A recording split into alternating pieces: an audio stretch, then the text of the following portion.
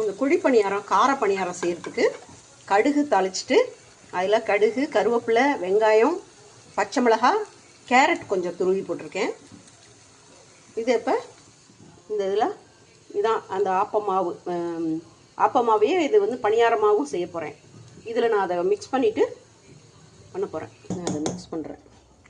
இதை வதக்கி வச்சுருக்கோம் இல்லையா, வெங்காயம் கேரட்டு எல்லாம்.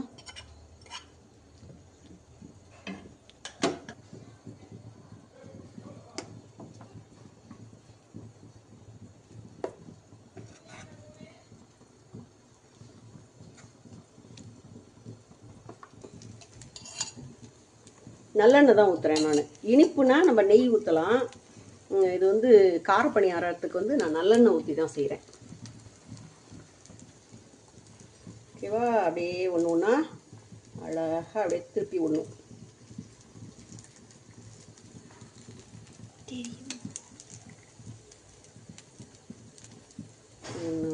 இதாகலை.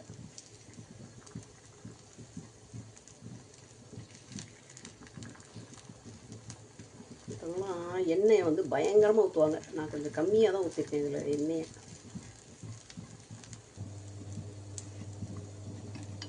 நல்லா ரெண்டு பக்கமும் திருப்பி விட்டு அழகாக வேக வைக்கணும்.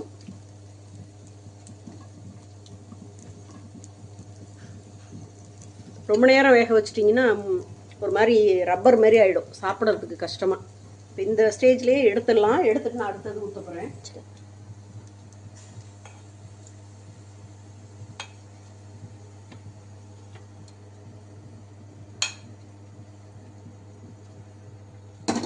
கார சட்னிக்கு ஒரு 10 சிவப்பு மிளகாய் எடுத்திருக்கேன்.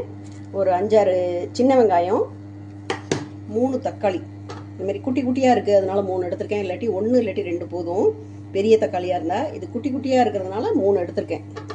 இந்த வரேன். உப்பு போடணும், தேவையான அளவு உப்பு. இந்த சட்னி வதக்கெல்லாம் வேண்டாம், அப்படியே பச்சையாகவே அரைச்சிட்டு வேணும்னா கடுகு தாளிச்சிக்கலாம், இல்லாட்டி விட்டுறலாம். கடுகு தாளிச்சும் போடலாம், கடுகு கருவேப்பிலை தாளிச்சும் போடலாம். முதல்ல மிளகாயையும் அந்த இதையும் நல்லா மசிச்சுக்கணும், அதுக்கப்புறமா தான் இதெல்லாம் சேர்க்கணும். கார பணியாரம் வித் கார சட்னி ரெடி. நல்லா இருக்கா?